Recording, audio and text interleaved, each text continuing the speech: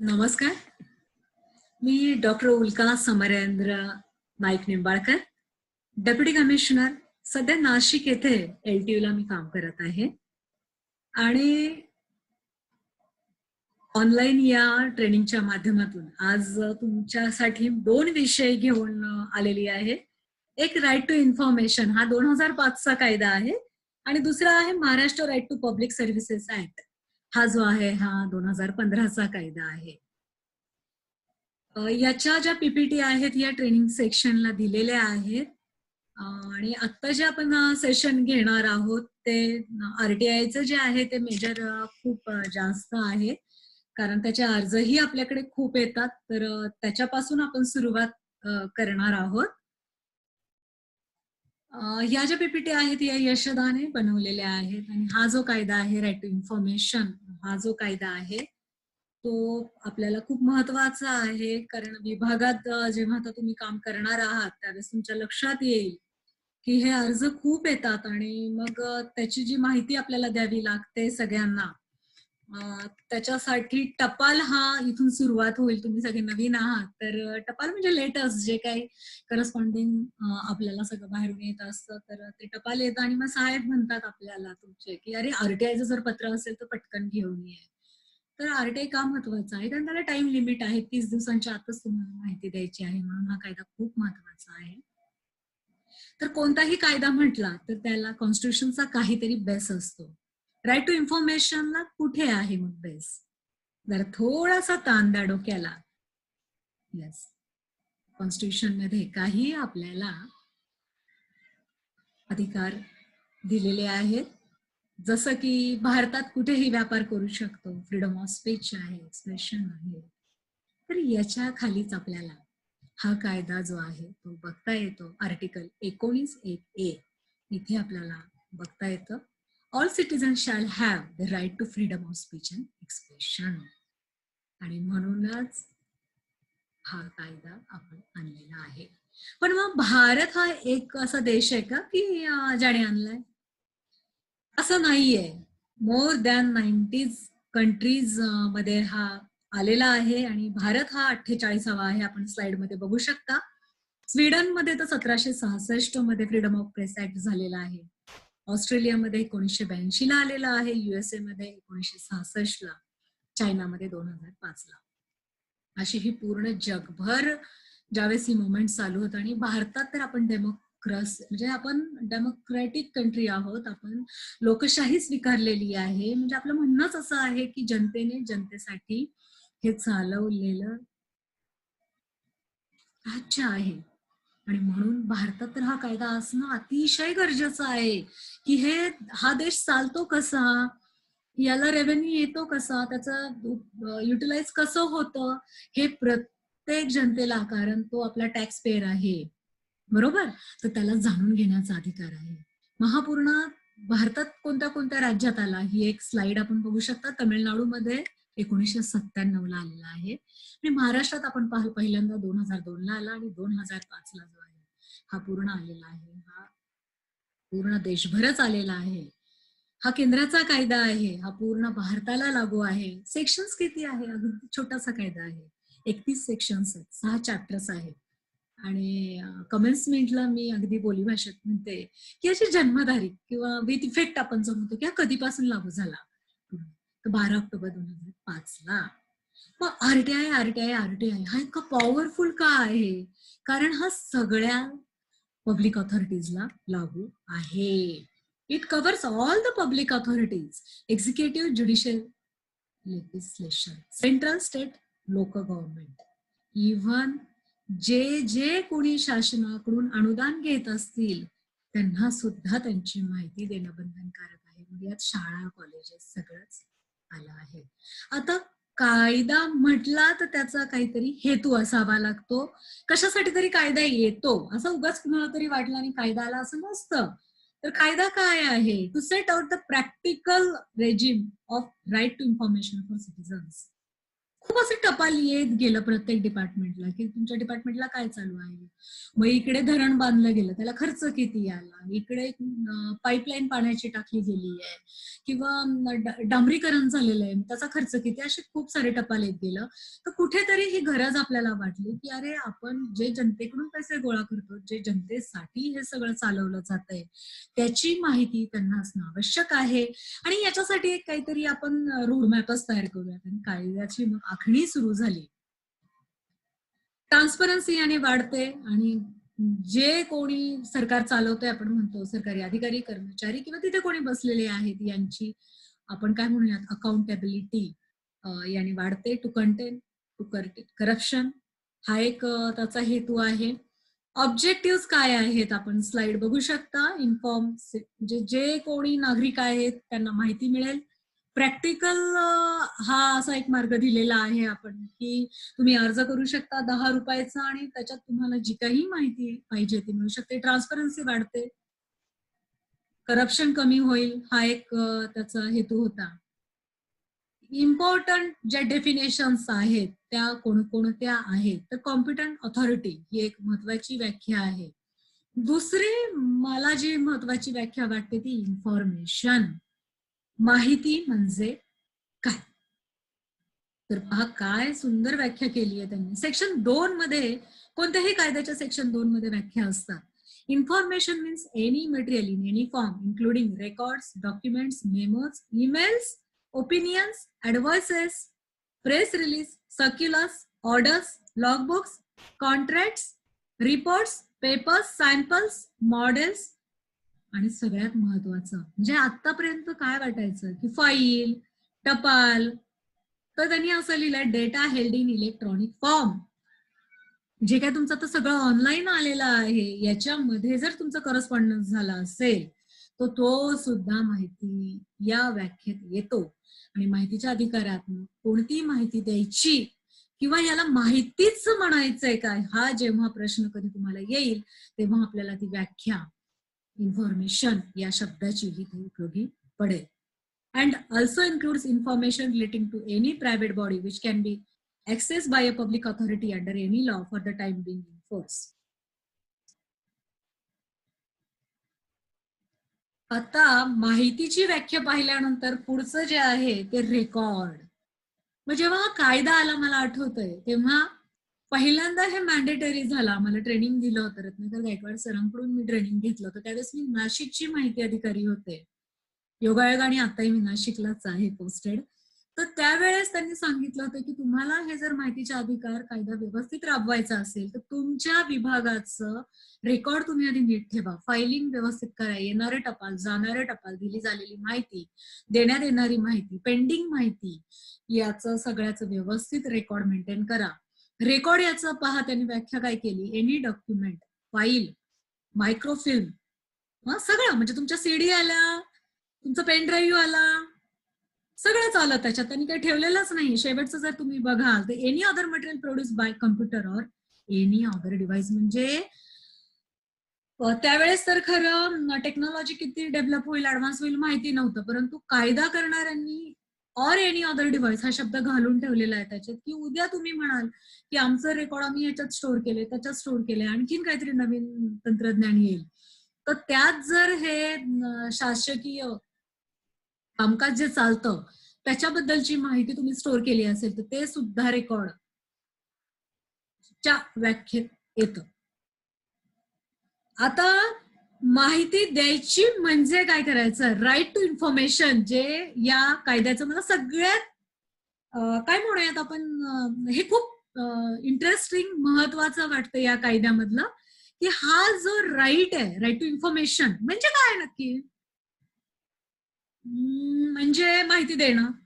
माहिती म्हणजे काय, आपण पाहिलं फाईली आल्या, त्याच्यात तुमचे सीडी आले, पेन ड्राईव्ह आले, कम्प्युटरवर स्टोअर केलेली माहिती आली. पण हा जो हक्क आहे हा म्हणजे नक्की काय, की तुम्ही जी माहिती द्याल तेवढीच की तो इन्स्पेक्शन करू शकतो, तो तुमच्या इथे येऊ शकतो. तुम्ही ऑडिट कसं करताय, तुम्ही असेसमेंट कशी करताय, तुम्ही अपीलचं हिअरिंग कसं देताय, हे तो बघू शकतो का. काय म्हणतो आपला राईट टू इन्फॉर्मेशन, टू जे वाचूयात आपण व्याख्या. means the right to information accessible under this act, which is held by or under control of any public authority and includes right to inspection of work, documents, records. Inspect करू शकतात ते की तुम्ही सकाळी येताय ऑफिसला, संध्याकाळी जाताय, तर किती काम तुम्ही केलेलं आहे, तुम्ही नक्की काय काम केलेलं आहे पहा बरं, व्याप्ती किती आहे याची. टेकिंग नोट्स, तुम्ही जे काय रेकॉर्ड केलेलं आहे त्याला झेरॉक्स नको हवे असेल तर तो त्या फाईल मधनं नोट्स घेऊ शकतो, त्याच्या सर्टिफाईड कॉपीज घेऊ शकतो, काही सॅम्पल घेऊ शकतो. त्याच्यानंतर तुमचं जर इलेक्ट्रॉनिक फॉर्म मध्ये असेल तर तो ते सुद्धा मागू शकतो. तर हा आहे राईट टू इन्फॉर्मेशन, महत्वाची व्याख्या आहे. आता ही एक व्याख्या आहे थर्ड पार्टी, ती आपण थोडं सेक्शन 11ला जेव्हा जाऊ तेव्हा बघूयात. ही महत्वाची स्लाइड आहे, नंतर आपल्याला लागणार आहे, ह्याच्यावर बोलायचंय मला, आता सध्या मी सोडून देतीये. सेक्शन 3 आहे तो त्यांनी सांगितलं की सगळ्या भारतातल्या नागरिकांना हा मिळू शकतो. चौथा जो आहे तो रोल ऑफ पब्लिक ऑथॉरिटी. मग आता इथे पब्लिक ऑथॉरिटीचा रोल काय आहे, तर मगाशी मी चर्चा केली तसं पहिल्यांदा तुमचं रेकॉर्ड व्यवस्थित असणं, त्याच्यासाठी कम्प्युटरायझेशन ऑफ रेकॉर्ड करून घेणं, रेकॉर्ड मॅनेजमेंट करणं, एबीसीडी जे पॅरामीटर्स आहेत त्याच्याप्रमाणे ते रेकॉर्ड प्रिझर्व करणं, changing the work culture in the department. आणि ह्याच्यामुळे काय व्हायला लागलं तर डिपार्टमेंट मधलं वर्क कल्चर चेंज व्हायला लागलं. राईट टू इन्फॉर्मेशन आणि विभागाची कार्यपद्धती असं जर कधी कोणी संशोधन केलं तर मला असं वाटतं हा कायदा खूप महत्वाचा ठरणार आहे, की खूप बदल झालेले आहेत. प्रत्येक डॉक्युमेंट हे महत्वाचं झालेलं आहे, प्रत्येक गोष्टीचं मॅन्युअल आलेलं आहे, प्रोसिजर आलेली आहे, कोणतं डॉक्युमेंट हे जपून ठेवायचं, कोणतं 1 वर्षासाठी आहे, हे सगळं ठरवलं. आणि मला खूप आनंद होतोय तुम्हाला सगळ्यांना सांगायला की विक्रीकर विभाग आणि आताचं जीएसटी डिपार्टमेंट हे आपलं खूप सिस्टमॅटिक डिपार्टमेंट आहे. ब्रँच निहाय आपल्याकडे रेकॉर्ड आपण जतन करून ठेवतो, शेअर करतो, आणि जे काही आरटीआयचे अर्ज आपल्याकडे येतात त्याची आपण जास्तीत जास्त माहिती देण्याचा प्रयत्न करतो. आपण खूप काय म्हणूया डीलर फ्रेंडली आहोत, प्रो आहोत, नवीन नवीन जे बदल येतात त्याला आपण सामोरे जातो. पुढचं जे आहे महत्वाचं मला तुम्हाला सांगायचंय ते म्हणजे ही स्लाइड पहा. गोष्ट आठवतीये तुम्हाला, एक करकोचा असतो आणि कोल्हा असतो. इसाप नीतीतली गोष्ट आहे, दोघं मित्र होतात, एकमेकांना घरी जेवायला बोलवतात आणि कोल्हा काय करतो, करकोचाला जी खीर बनवून देतो ती अशी पसरट भांड्यातून देतो की जी त्याला खाता येत नाही, तो उपाशी राहतो. तर आपल्याला माहिती जी द्यायची आहे ती अशी पसरट भांड्यातून द्यायची नाही, की ज्या माहिती ने त्याचं समाधान होणार आहे. बेसिकली जी माहिती आपल्याला देता येणं शक्य आहे आपण तीच देणार आहे, पण ती देताना आपल्याला कशी द्यायची, तर प्रोऍक्टिव्हली द्यायची, उगाच जीवावर येऊन द्यायची म्हणून असं करायचं नाहीये. तो जो माणूस अर्ज करतो त्याचे इंटेन्शन काय आहे किंवा त्याने ती माहिती कशासाठी मागितली हे जरा तुम्हाला जर कळलं, खरं माहितीच्या अधिकारात इंटेन्शन पर्यंत सुद्धा जायचं नाही. माहितीच्या अधिकारात 10 रुपयाचं ऍप्लिकेशन आलं तर ते तुम्हाला द्यायचंच आहे. त्याच्यामुळे तुम्ही द्यायची म्हणून द्यायचं असं नाहीये. त्याच्यासाठी ही स्लाइड खूप सेल्फ स्पीकिंग म्हणजे एकदमच सेल्फ स्पीकिंग आहे. आणि मग तुम्हाला पुढची गोष्ट माहितीये की हा करकोचा सुद्धा काय करतो, तर ते कोल्ह्याला बोलवतो आणि त्याला अशा चंबूतून खीर खायला देतो आणि कोल्ह्यालाही ती खाता येत नाही. तर आपल्याला दोन्ही वेने करायचं नाहीये. जी माहिती मागितलीये ती देता येण्यासारखी असेल तर ती द्यायची आहे, नक्कीच द्यायची आहे. आता माहितीच्या अधिकारात अर्ज आपल्याला आला तर आपण काय काय करायचं आहे, काय काय करायचं आहे, कसं करायचं आहे. तर पहिल्यांदा जो अर्ज आला तो मगाशी आपण पाहिलं की तो 10 रुपयाचा स्टॅम्प त्याच्यावर आहे का, ऍड्रेस आहे का, हे आपल्याला पाहायचं आहे. ऍप्लिकेशन जे आहे ते प्रिस्क्राईब फॉर्मॅट मध्ये आहे का. हा अर्ज जर आपल्या देशशी संबंधित नसेल किंवा जीएसटी विभागाशी संबंधित नसेल तर काय करायचं, तर तो अर्ज आपण हस्तांतरित करायचा आहे. म्हणजे आपण काय करतो की समजा स्विगीवाला आला आपल्या दारावर, बेल वाजवली की अहो मॅडम तुम्ही मॅकडोनॉल्डचा पिझ्झा मागवला होता, तर आपण काय म्हणतो, नाही नाही मी मागवलं नाहीये, शेजारी पण एक निंबाळकर आहेत, कदाचित त्यांनी मागवलं असेल. आपण काय करतो, ते पार्सल स्वीकारत नाही आणि ते त्यांना द्यायला सांगतो. सेम करायचंय आपल्याला. Transfer of request to another public authority. आपल्या विभागाचा जर अर्ज नसेल तर तो ज्या विभागाचा आहे तिकडे 5 डेज मध्ये आपल्याला तो ट्रान्सफर करायचा आहे. किंवा नाशिक जिल्ह्यात, आता मला समजा माझ्याकडे आलेला आहे एक अर्ज आरटीआय खाली आणि मला लक्षात येते की ती लातूरच्या जीएसटी डिपार्टमेंटची माहिती आहे, तर तुम्ही इमिजिएटली 5 दिवसांच्या आत तो अर्ज लातूरच्या डेप्युटी कमिशनर किंवा जॉईंट कमिशनर साहेब यांच्याकडे पाठवला पाहिजे. असं नाही केलं तर काय होतं की ती जी पेनल्टी आहे, जिथून उशीर झालेला आहे, ती पेनल्टीचं जेव्हा वेळ मोजला जातो तेव्हा तो स्टार्ट होतो आणि ती कदाचित पेनल्टी तुम्हाला लागू शकते. म्हणून जर अर्ज आपला नसेल, म्हणजेच स्विगीचं पार्सल जर आपलं नसेल, तर जसं आपण सांगतो ते माझं नाहीये, शेजारी तुम्ही द्या आणि आपण पैसेही देत नाही, पार्सलही घेत नाही, त्या पद्धतीने करायचं आहे. हे अतिशय महत्वाचं आहे. 30 दिवसांचा आपल्याला कालावधी आहे कोणत्याही अर्जाची माहिती द्यायला, त्यामुळे हे टाइम बाउंड कार्यक्रम आहे. आता माहिती कोणती द्यायची नाही याच्यासाठी सेक्शन 8 आहे. हा खूप महत्वाचा सेक्शन आहे, खूप महत्वाचा आहे. इकडे येण्याआधी पुन्हा मी तुमचं जरा आतापर्यंत आपण जे सगळं केलंय ते थोडंसं रिवाइज करूयात. आपण राईट टू इन्फॉर्मेशन कायद्याबद्दल बोलत आहोत आणि या कायद्याला अधिकार आहे कॉन्स्टिट्यूशन मध्ये, आर्टिकल 19 मध्ये आहे. हा कायदा जगभर पण आहे, भारतातही आला आणि भारतात आला 2005 पासून आला. पूर्ण देशाला याची व्याप्ती आहे. छोटासा कायदा आहे. आपण सेक्शन 2 मधल्या महत्वाच्या व्याख्या पाहिल्या, त्यातली इन्फॉर्मेशन, पब्लिक अथॉरिटी, रेकॉर्ड आणि राईट टू इन्फॉर्मेशन. तर माहिती म्हणजे काय हे आपण पाहिलं. माहिती म्हणजे केवळ फाईली आणि हार्ड कॉपीज नाहीये, तर तुमचं इलेक्ट्रॉनिक फॉर्म मध्ये सुद्धा जो डेटा आहे तो सुद्धा तुम्हाला द्यायचा आहे आणि तो नुसार झेरॉक्स करून द्यायचा किंवा कॉपी करून द्यायचा नाही, तर तो इन्स्पेक्टरही करू शकतो, तो त्यातनं नोट्सही काढून घेऊ शकतो. मग आता हा अर्ज जर आला आणि तो माझ्या डिपार्टमेंटचा नाहीये, तर आपण काय करायचं, आपण पाहिला की तो आपण 5 दिवसाच्या आत तो ज्याचा आहे त्याच्या घरी आपण पाठवून देणार आहोत ते पार्सल. आपण ते ठेवून घेणार नाहीये, कारण 5 दिवसांच्या पेक्षा जास्त जर मुदत झाली तर पेनल्टी जी काउंट होणार ती त्या दिवसांपासून स्टार्ट होणार आहे. म्हणून आरटीआयचं टपाल हे त्याच दिवशी बघितलं गेलं पाहिजे, हे तुमच्यासाठी महत्वाचं आहे. ओके. आता माहिती द्यायची आतापर्यंत तुम्हाला हे सांगत आले मी की माहिती द्यायची आहे, आपल्याला प्रोएक्टिव्ह राहायचंय. आपण ती अगदी कर्कोच आणि कोल्ह्याची गोष्ट सुद्धा बघितली, बरोबर. आता काही गोष्टी अशा आहेत की कायद्याने लिहून ठेवल्या की जे नाही द्यायची माहिती आपण, आणि ती सेक्शन 8 मध्ये आहे. वाचून घ्या स्लाइड, तुम्ही मोठी आहे. कोणती माहिती जनरली द्यायची नसेल, थोडासा विचार करा की ज्याने देशाची इंटिग्रिटी धोक्यात येईल, सिक्युरिटी धोक्यात येईल, सिक्रेट जातील, बरोबर. किंवा काही गोष्टी अशा आहेत की ज्या information the disclosure of which cause a breach of privilege of parliament, किंवा information including commercial confidence, trade secret or intellectual property, the disclosure of which would harm the competitive position of a third party unless the competent authority is satisfied the larger public interest warrants the disclosure of such information. हे आपल्याला सारखं लागतं 8D. का लागतं? काही cases मी आता practical तुम्हाला सांगते. काय होतं आपल्या इथे, आपल्या डिपार्टमेंटला काय होतं, एक व्यापारी आहे आणि तो काय करतो, त्याचा जो कॉम्पिटिटर आहे त्याची माहिती मागवतो की मेसर्स XYZ यांचे 15-16चे किती विक्री झालेली आहे किंवा त्याने ITC किती घेतलेला आहे.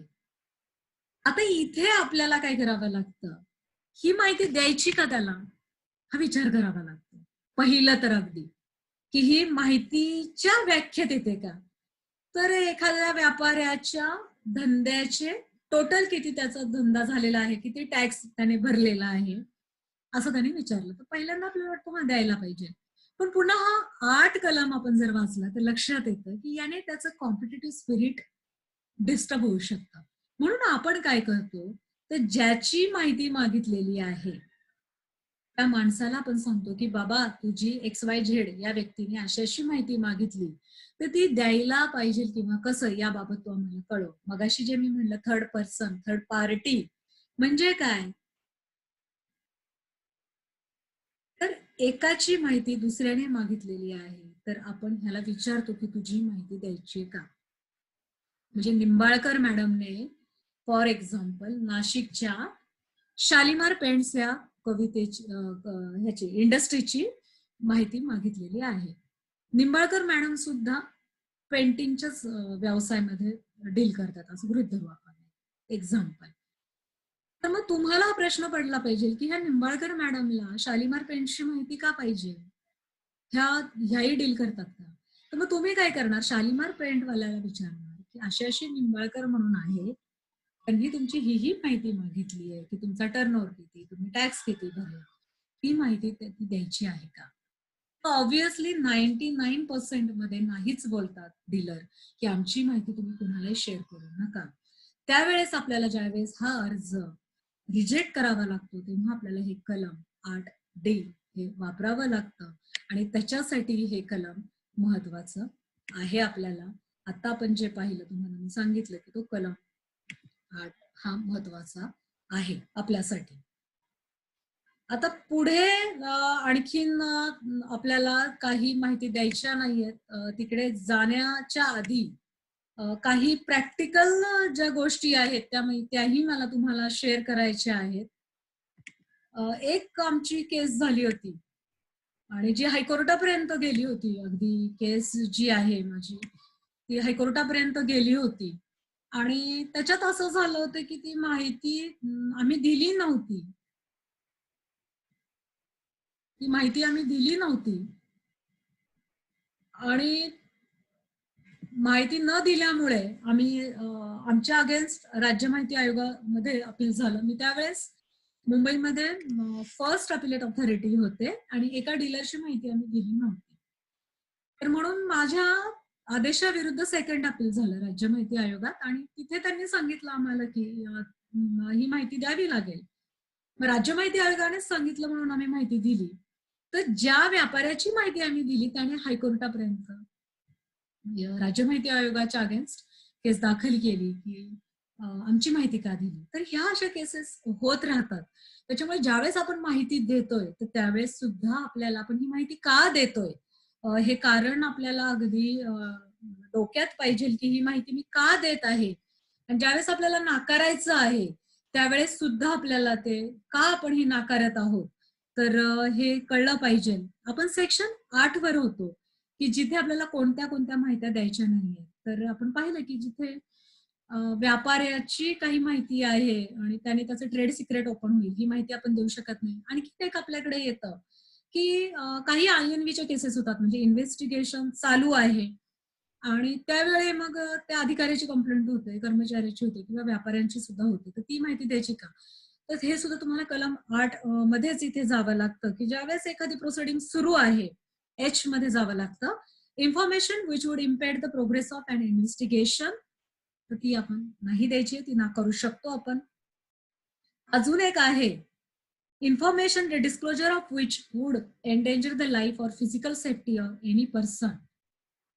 जर एखाद्याच्या पर्सनल सेफ्टीचा प्रश्न असेल किंवा ती पर्सनल इन्फॉर्मेशन असेल तर ती सुद्धा आपण द्यायची नाहीये. अजून एक 81J एक आहे information which relates to personal information the disclosure of which has no relationship to any public activity or interest. म्हणजे ती पर्सनल इन्फॉर्मेशन आहे आणि ज्याचा व्यापक जनहिताशी काहीही संबंध नाहीये. तर आपल्याला D एक लागतो, H लागतो, J लागतो, हे जास्त लागतात आपल्याला आपल्या विभागात. कारण तुम्ही काम करता, तुमचे ऑफिसर्स फील्डवर असतात, त्यावेळेस कदाचित त्यांची कंप्लेंट येऊ शकते, त्यांच्या प्रॉपर्टीची माहिती मागितली जाते. तर ती द्यायची का, द्यायची नाही? खूप इश्यू आहेत. कधी-कधी पगार किती असंही विचारलं जातं. मी जेव्हा HQ2 ला होते, कमिशनर ऑफिसला, तर असे खूप सारे अर्ज माझ्याकडे आलेले आहेत. नवरा-बायकोच्या भांडणातून नवऱ्याचा पगार विचारला गेलेला आहे, भावा-भावाची भांडणं आहेत, बिझनेस कॉम्पिटिटर आहेत. तर असे सगळे अर्ज तुम्हाला येतात. तर त्यावेळेस तुम्हाला 8 खाली ज्यावेळेस तुम्हाला नाकारायचंय त्यावेळेस तुम्हाला अगदी बारकाईने बघावं लागतं अर्जाचं उत्तर देताना जर नाकारायचं असेल तर त्याचंही कारण व्यवस्थित लिहावं लागतं. द्यायची असेल तर ती माहिती आपण का देतोय हे सुद्धा आपल्याला व्यवस्थित लिहून सांगावं लागतं. पुढे आता आपण मधली जी कलमं आहे ती एवढी तुमच्यासाठी महत्वाची नाहीये. तर 8 हा महत्वाचा आहे. 11 मी सांगितलं की थर्ड पार्टी आहे. आता थर्ड पार्टी इन्फॉर्मेशन असेल तर त्याचाही फॉर्मॅट आहे की थर्ड पार्टीला आपण पत्र पाठवतो, ही माहिती द्यावी किंवा कसं आहे. आणि नाही आली तर आपण निर्णय घेतो. मग तुम्ही दिलेली माहिती जर ऍप्लिकंटला पटली नाही, तर त्याला कायद्यामध्ये फर्स्ट आणि सेकंड अपील असे अधिकार दिलेले आहे. आपल्याकडे आपण फर्स्ट अपील हे जे ठेवलेलं आहे ते डेप्युटी कमिशनर लेव्हलला आहे. आणि सेकंड अपील मात्र डायरेक्ट राज्य माहिती आयोगात आहेत. त्याची खंडपीठं आहेत. आणि त्या ठिकाणी मग हे अर्ज जातात. तर ते अपिलाची वगैरे जी प्रोसिजर आहे ती ज्यांच्याकडे डीसी अपील आहे त्यांना सुद्धा मग काय करावं लागतं, तर अपीलचा अर्ज आल्यानंतर एक सुनावणीची तारीख निश्चित करून ऍप्लिकंटला कळवावं लागतं आणि ज्या अधिकाऱ्याने माहिती दिलेली आहे त्यांनाही कळवावं लागतं. दोन्ही पार्टीजला बोलावं लागतं, दोघांचंही म्हणणं ऐकून घ्यावं लागतं आणि ही माहिती देणं कायद्यानुसार देता येईल का किंवा देता येणार नसेल तर तसं नमूद करून अपिली अधिकाऱ्याला तो आदेश पारित करावा लागतो आणि इथं मग फर्स्ट अपील आपल्या डिपार्टमेंटला संपतं. मग मात्र जे काय आहे ते राज्य माहिती आयोगात आहे आणि नंतर हायकोर्ट आहे, पुढचा फोरम आहेच आहे. तर हा कायदा असा आहे. म्हणजे आपण आता थोडस परत ब्रेक घेऊयात. खूप फास्ट झालं. हरकत नाही. कलम 8 जिथे आपण होतो की कोणती माहिती आपल्याला देता येत नाही. तर आपण पाहिलं जिथे देशाचं सिक्युरिटीचा प्रश्न आहे, सुरक्षिततेचा प्रश्न आहे किंवा जी माहितीवर अजून निर्णय झालेला नाहीये. आपल्या सेल्स टॅक्सच्या बाबत बोलायचं झालं तर व्यापारी जर कॉम्पिटिटर असेल तर ती माहिती देता येत नाही. पर्सनल काही इन्फॉर्मेशन असेल आणि ज्याच्यात सार्वजनिक काही व्यापक जनहित दिसत नाही ती देता येत नाही. इन्व्हेस्टिगेशनची प्रोसेस चालू असेल आणि कन्क्लुजन आलेलं नसेल तर ती आपण देऊ शकत नाहीये. थर्ड पार्टी जर असेल आपण पाहिलं तर त्यांना पत्र द्यायचं आहे, विचारून घ्यायचं आहे आणि मग आपण निर्णय घ्यायचा आहे आणि आदेश आपला पारित करायचा आहे. अपील आपण पाहिले की फर्स्ट अपील आहे, सेकंड अपील आहे. तर असा हा पूर्ण राईट टू इन्फॉर्मेशन कायदा आहे. स्लाइड्सही खूप आहेत, मी ते शेअर केलेल्या आहेत आणि याच्यात मेनली तुमच्या लेवलला लक्षात ठेवायचं की जो आरटीआयचा अर्ज आला तो वाचणं, तो आपलाच आहे का? नसेल तर ज्यांचं आहे त्यांच्याकडे देणं, 30 दिवसांच्या आत जी माहिती अवेलेबल आहे ती देणं, द्यायची नसेल तर त्याचंही कारण देणं आणि अर्ज रिजेक्ट करणं आणि जेव्हा कधी आपल्याला लागेल त्यावेळेस ती फाईल घेऊन आपण अटेंड होणं. तर हे सगळं आहे राईट टू इन्फॉर्मेशन या कायद्याबद्दल. आय होप की तुम्हाला हे कळलं असेल, कन्सेप्ट कळलं असेल. कायदा जो आहे तो आपल्या विभागाच्या साईटवर आहे, मराठीतून आहे, इंग्रजीतून आहे, त्याचे रूल्स सुद्धा आहे. आता पुढचा जो कायदा आहे तो जो आहे हा खूप छोटासा आहे. याला इतका वेळ नाही लागणार आहे. Maharashtra Right to Public Services Act. हा कायदा तर मला असं वाटतं की डेमोक्रेसीच्या दृष्टीने ना एक आणखीन ऍडव्हान्स पाऊल आहे. म्हणजे जसं आपण टॅक्सेशन मध्ये म्हणतो ना की जीएसटी आपण आणलेला आहे आणि एक ऍडव्हान्स टॅक्सेशनची सिस्टीम आपण आणलेली आहे. सेम मला असं वाटतं. याचा माहितीये मोटोच काय आहे, your service is our duty. म्हणजे तुम्हाला सेवा देणं हे आमचं परम कर्तव्य आहे. हे हे वाक्य जे आहे हे फक्त 5 शब्द नाहीये. खूप मोठी जबाबदारी आहे याच्यात. खूप मोठी कमिटमेंट आहे. या डेमोक्रेसी बद्दल, या देशाबद्दल, या देशातल्या जनतेबद्दल, प्रत्येक नागरिकाबद्दल. तुम्हाला सेवा देणं ही आमची ड्युटी आहे. आणि ह्याच्यासाठी आपण काय केलं, हा कायदा आणला. हा कायदा 2015 ला आलेला आहे. हाही ट्रान्सपरंट लोकप्रशासन असावं, एफिशियंट असावं, टाइम बाउंड काहीतरी त्याला मर्यादा असावी. आपण जे रेड टेपिझम हा इंडियन ब्युरोक्रेसीवरचा एक मोठा ठप्पा होता की काय सरकारी फाईल म्हणजे वर्षानुवर्ष पडत राहते, तर तो आपल्याला बदलायचा आहे. म्हणून आपण हे नवीन कायदे आणलेले आहेत की एक टाइम बाउंड आपण प्रोग्राम करू की ऍप्लिकेशन आलं तर किती दिवसाच्या आत ते डिस्पोज व्हायला पाहिजे, किती दिवसात त्याच्यावर निर्णय घेतला झाला पाहिजे. म्हणून हा आपण कायदा आणलेला आहे. याच्यात आपण काय केलेलं आहे माहितीये का, की एक मोबाईल ऍप सुद्धा दिलेला आहे. RTS Maharashtra, Maharashtra Right to Public Services act.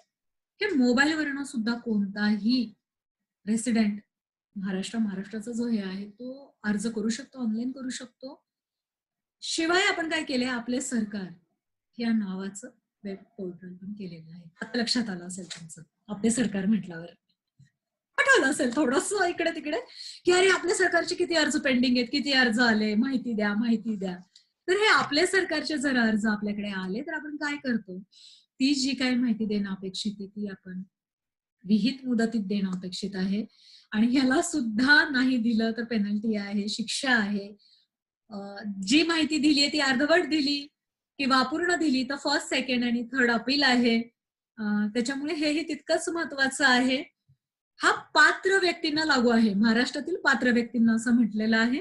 आणि कायद्याचा विथ इफेक्ट जो दिलेला आहे तो 28/4/2015, 28 एप्रिल 2015. म्हणजे बघा बरं, आता आज तारीख जी आहे तुमच्या ट्रेनिंगची, हा, त्याच दरम्यान कधीतरी याचा वाढदिवस येईल ह्या कायद्याचा, बरोबर.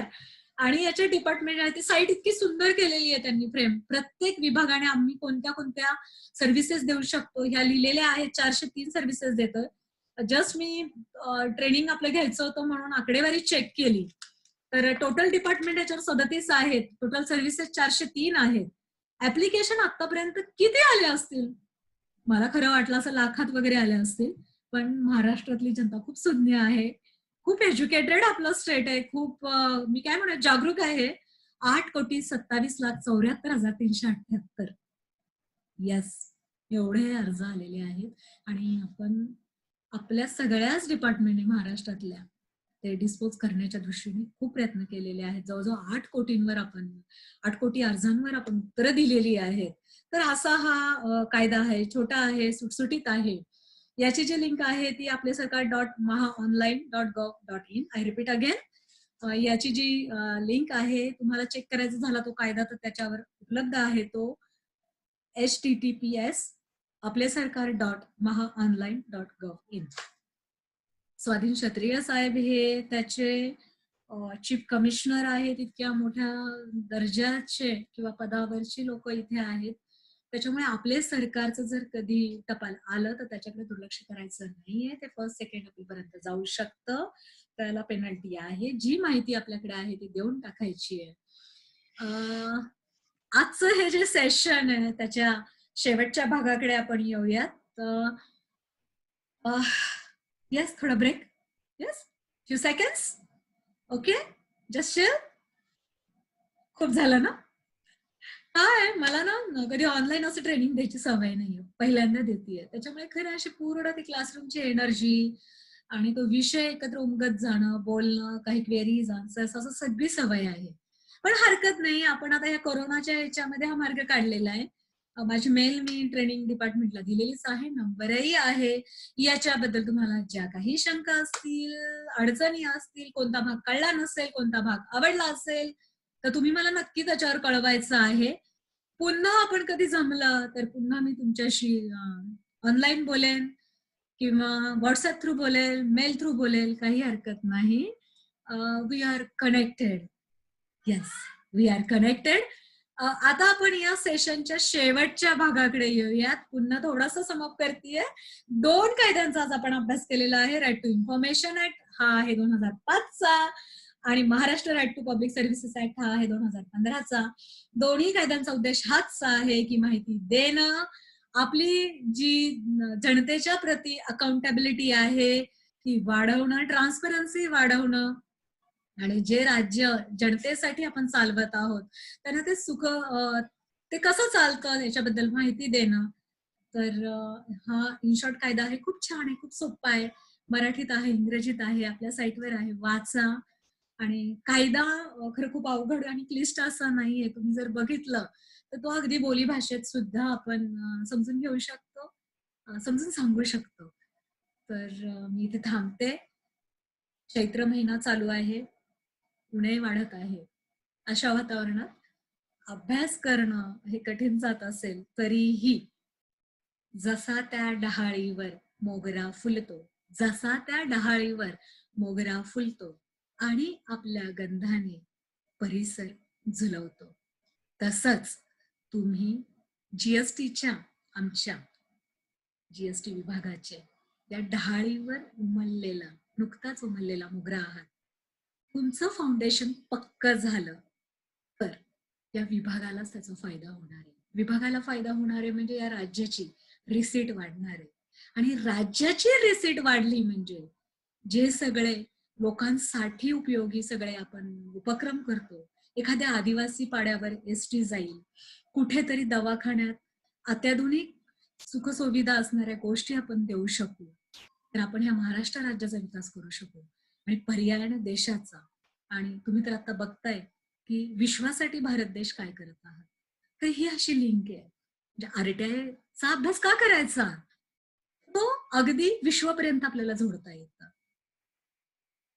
तर पुन्हा पुन्हा ऐका, वाचा, फाउंडेशन पक्क करा. ट्रेनिंगचा उद्देश हाच आहे की या आता लॉकडाऊनच्या काळामध्ये आमचं हे फाउंडेशन पक्क होणं, आमच्या या रोपट्याला जी आता फुलं आलेली आहे तर त्याचा बहर असा खूप छान येणं, बहरणं ते झाड. आणि या काय म्हणूयात आपण, तुम्हाला अभ्यासाला तुमचं फाउंडेशन नीट व्हायला माझ्याकडून खूप खूप शुभेच्छा. आणि ही छान मोगऱ्याची ओंझळ तुमच्यासाठी. All the best. आणि नक्की तुमचे जे रिझल्ट येतील डिपार्टमेंटलचे ते मला कळवा. थँक्यू.